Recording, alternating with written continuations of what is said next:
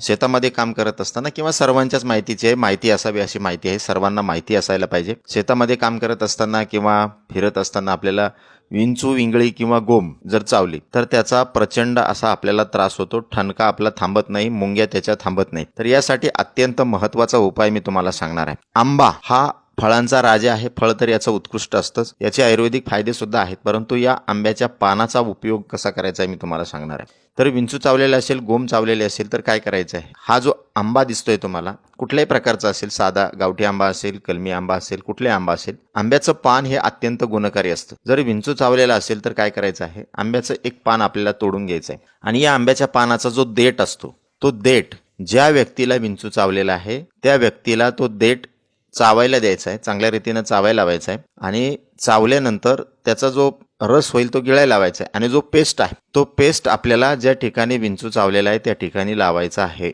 म्हणजे आंब्याच्या पानाचा देठाचा रस गिळायचा आहे आणि जो चोथा राहील तो चोथा ज्या ठिकाणी विंचू चावलेला आहे, गोम चावलेली आहे किंवा इंगळी चावलेली आहे त्या ठिकाणी आपल्याला लावायचा आहे. अगदी 2 मिनिटांमध्ये तुमच्या विंचवाचा ठणका पूर्णपणे थांबून जाईल. अत्यंत उपयुक्त माहिती आहे. आता जर समजा तुम्हाला आंब्याचं पान उपलब्ध नाही झालं तर आपल्या घरामध्ये काडी पेटी असते, माचीस बॉक्स असतो. माचीस बॉक्सच्या काडीचा जो गूल असतो त्याच्यामध्ये रेड फॉस्फरस असतो बघा. हा काय करायचा आहे, ज्या ठिकाणी विंचू चावलेला आहे त्या ठिकाणी 1-2 काडीचा जो गूल आहे वरचा तो काढून घ्यायचा आहे, पाण्यामध्ये मिक्स करायचा आहे, ज्या ठिकाणी विंचू चावलेला आहे त्या ठिकाणी लावायचं आहे. याने सुद्धा तुमचा विंचवाचा ठणका अगदी 1 मिनिटामध्ये पूर्णपणे बंद होतो. इंगळी असेल, गोम असेल त्यासाठी हे उपयुक्त आहे. त्याचबरोबर अजून एक उपाय मी तुम्हाला सांगतो. आपल्या सर्वांच्या घरामध्ये तुरटी नक्कीच असते. तर ज्या ठिकाणी विंचू चावलेला आहे, गोम चावलेली आहे किंवा इंगळी चावलेली आहे त्या ठिकाणी काय करायचंय, तुरटी थोडीशी गरम करून घ्यायची आणि त्या ठिकाणी लावायचे. तुमचा विंचवाचा जो ठणका आहे तो पूर्णपणे बंद होऊन जाईल.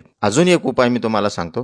गुलमोहराचं जे झाड असतं त्या गुलमोहराच्या झाडाला शेंगा येतात. गुलमोहराला खूप सुंदर अशी फुलं येतात, पाहिले असतील तुम्ही. त्याला शेंग असते, त्या शेंगामध्ये बी निघतं. हे बी काय करायचं आहे, जसं आपण चिंचुका लावतो चिंचुक्यापेक्षा हे अत्यंत इफेक्टिव्ह आहे. तर हे बी काय करायचं, दगडावर थोडंसं घासून घ्यायचं आणि ज्या ठिकाणी विंचवानी चावलेलं आहे, गोम चावलेली आहे किंवा इंगळी चावलेली आहे त्या ठिकाणी घासून लावायचं आहे. 2 मिनिटांमध्ये ही जी बी आहे ती फुगून येते आणि सगळं विष ओढून घेते आणि विंचवाचा ठणका पूर्णपणे थांबून जातो. तर हे विंचवाच्या दंशावर, इंगळीच्या दंशावर, गोमीच्या दंशावर सगळ्यांना माहिती असावीत असे शेतकऱ्यांसाठी अत्यंत फायद्याचे उपाय 4-5 सांगितलेले आहेत. यापैकी तुम्हाला जो शक्य असेल तो उपाय तुम्ही तात्काळ करा. आंब्याचा उपाय तर फारच गुणकारी आहे, तो अवश्य करून बघा. आणि अशाच नवनवीन उपयुक्त आयुर्वेदिक माहितीसाठी जीवन संजीवनी हेल्थ या ऑफिशियल चॅनलला लाईक आणि सबस्क्राईब करा. नोटिफिकेशनसाठी बेल आयकॉनवर क्लिक करा. धन्यवाद.